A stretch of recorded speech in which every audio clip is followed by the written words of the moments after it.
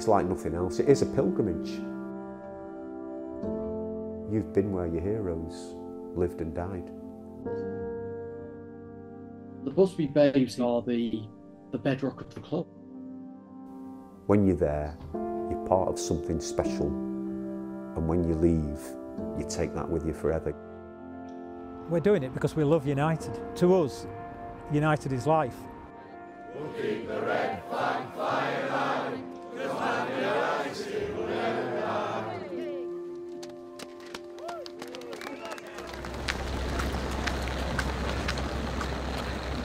Guys, welcome to Munich. It's absolutely brilliant to have you here. And I know Shell and Gabs, I know you've been waiting a long time to come here. And Peter, it's brilliant that you're here with Zane as well. What I'm going to try and do for you over the next day or so is to give you something that you can cherish forever in your hearts as Manchester United fans. The MMMF. It was set up in 2017 basically as an informal group of United fans who got together who wanted to do something special for the 60th anniversary. And it was such a success that when we came back, we decided that it was too good an opportunity to lose. So we thought we would continue it. I mean, it's a huge part of United. I think the Busby Babes are somebody that should always be remembered. You're going to be on a stage and there are 23 names to read out, and then the next time you come in again is joining the girls saying, may their souls rest in peace, amen. We were just a group of friends and we'd noticed that the memorial events at Old Trafford weren't really being attended particularly well, and we knew that the 60th anniversary was coming up, so we basically got together and said we need to do something to commemorate the 60th. We've also put in place the opportunity for what we call the fans reps to go, so that we have a parent and child who we take over so that the child then can carry the memory forward. We entered a fan competition that we've seen on the MU website. The foundation wanted fan reps to go out and pass the legacy down and keep the babes alive with the younger generation. So we entered and we actually got drawn out at the foundation dinner. The Busby Babes, they played exciting football. They were the pioneers into Europe, and they were cut down in their prime. And I think we have to remember those lads and other people who gave their life for this club. I think United fans visit because they want to go and pay their respects. It's like you lose somebody, quite often you want to go back to the place where you lost them. This is the runway that we tried to take off, and the third time came off, went there. Wow. Hard, isn't it? Hey, you all right? Yeah. Come in. On the fringe of a Munich airport lies the wreckage of an airliner, still smouldering from a crash in which 21 people were killed. Tragedy enough at any time. But in that plane were a group of young men who were almost the personal friends of millions. The Busby Babes and the Munich air crash were something that I got taught about when I was very little by my granddad, who passed on. Little girls get told stories of dragons and castles, but not this one. She got taught about the Busby Babes and subsequent teams after all of United's history that I wasn't alive to witness. My granddad taught me all about it. We'll never die, we'll never die, we'll never die, we'll never die.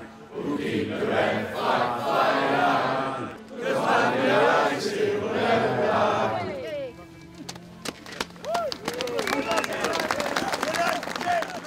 Our mission is to preserve and enhance the memory of the Busby Babes through charitable works that we feel the boys would have been proud of. As the charity has grown, we've looked for other places, particularly children's related charities. We raise funds via auctions, via raffles. Then all of that money that's raised, we put into a pot, and we've got various charities, and we share all of the money out. Almost 99% of the money that's ever come to the MMMF has gone to charities.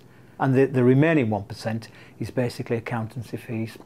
We don't take a penny, not a penny. So the people of Munich were unbelievable. After the crash, you know, we had all those doctors and nurses who helped. We had Sir Matt Busby lying in hospital fighting for his life, and we owe a huge debt of gratitude to the hospitals for what they did for him. And so we were able to present donations from Manchester United fans to children's charities here in Munich as part of the thank you. And Harry Gregg, God rest him, who was a great friend of ours, he asked us if we would try and do something similar in Belgrade. And with the help of the embassy in Belgrade, we were able to find a children's organisation, sports team we could support there. We decided we needed some balance. So we found a children's charity to support in Manchester, Homeless Children, DePaul. And very recently, we've added Derry House in Chorley for terminally ill children. Let's go this way. All right. Firstly, thank you for the donation, guys. That's absolutely amazing. I'll tell you a bit about us. I'll show you around. So we're a children's hospice. We've been here since 1983. Getting people like Brian Kidd tied in with the charity shows everybody how serious we are.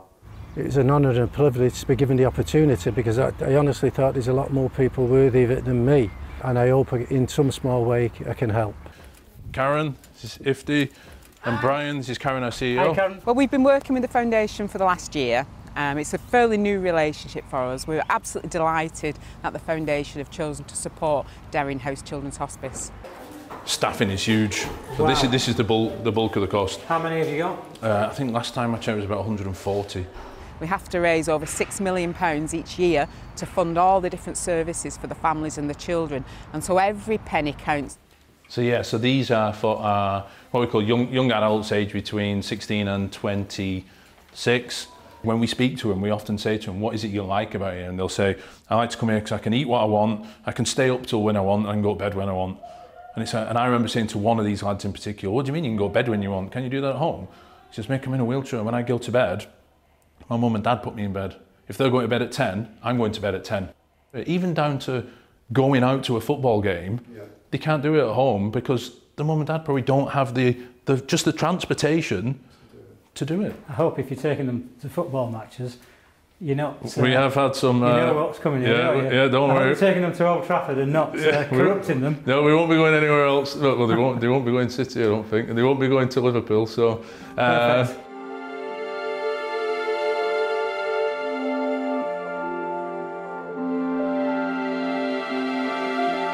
We have two temperature controlled rooms, and these rooms can be used, we call them our sunflower rooms, for any children who pass away and the families want them to rest here up until the funeral. That's something we can do for them.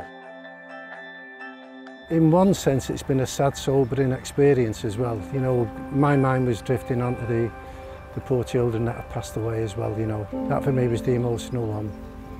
You see someone like Brian, he's an absolute legend. You know, he's done it all, European Cup winners. There's those pictures of him with Sir Alex Ferguson running onto the pitch, you know, and on his knees when we scored in injury time to basically win the league. And when we asked him to be our honorary president, I never expected what we got. He said, I don't just want to be an honorary president in name, I want to help. What can I do? And so I said to him, look, I'm going to Francis House, coming to Derry House. He said, I'll be there.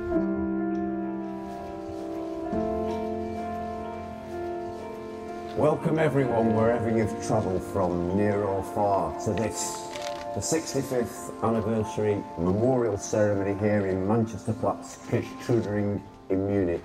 There was an old man that was there, came up to us, and he remembered it happening because his auntie lived on the road, and remembered seeing the plane actually crash. And you think it affects not just United fans, but everyone that was around at the time who remembers it. It still affects now, 65 years on. I learnt about the Busby Babes because of my mum. I learnt a lot while I was in Munich as well about the Busby Babes and how much it means to so many people. And I think that was another reason that It felt so emotional while we were there because I understood how many people respected them and went to visit the memorial each year.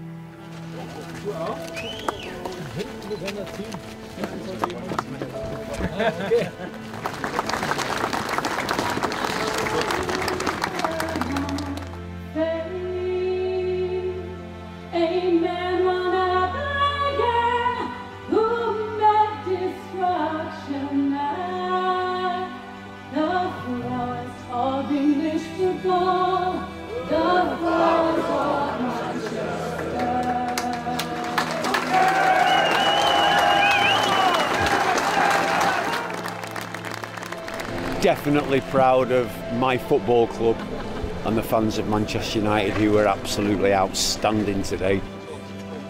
It means everything. It's a pilgrimage. It's coming to the place where just 75 yards there to my left, our greatest ever football team perished. And from that, we ceased to be a football club. We became a global institution. And it's the reason thousands and thousands of us became Manchester United fans.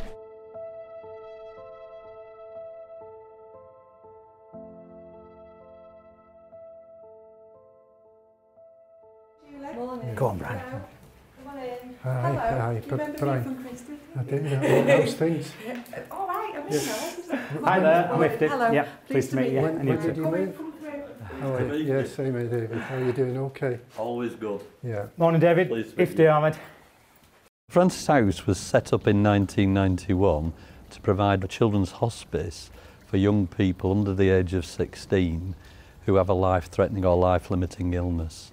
And now we have about 600 families using our services. So we're called the Manchester Munich Memorial Foundation, and Brian is our honorary president. All the time he's saying to me, how can I help Ifti? How can I help? And he's helped you because he said to me, when you're looking at different charities, have you heard of Francis House? So he then told me all about here. And what we'd like to do is as a starter, is we'll donate £3,000. We've had a great association with both United and City, but particularly with United over the years. And at the beginning of our history, Sir Matt Busby was very much involved. So it's great that they've come along today and they've seen around the building. That's lovely. Oh, that's really nice, isn't it? No, fantastic. Yeah. What they do, people don't realise it. This is the sensory room. Yeah, and it's principally for kids who have got very little movements. They're not able to move very much, they can't speak, and we give them sensory stimulation. But the other kids love it as well. Yeah, yeah. This is a heated water bed, so even kids with bed sores we can make comfortable in here. I have to say, it's totally blown me away. The love and care that they give to the children that stay in these places is just, it's remarkable. A lot of them have got illnesses that it's just heartbreaking. Very emotional, to be honest. Huge debt of gratitude to the people for what they do. Can't put it into words, to be honest. I mean, United's our lives. It's as simple as that, you know. Since we were kids, we want to give something back. All of us have said from day one that whatever we do isn't about us, it's about helping the charities and keeping the memory of the babes alive. The Roll of Honour reads, Jeff Bent, Salford. Roger Byrne, Captain, Gorton. Eddie Coleman, Salford. Duncan Edwards, Dudley. Mark Jones, Barnsley. I think it's important that we pass on the knowledge to the young uns and keep the memory alive, because what happened there is a huge part of United's DNA. David Pegg, Doncaster. Tommy Taylor, Barnsley. And Liam Billy Whelan, Dublin.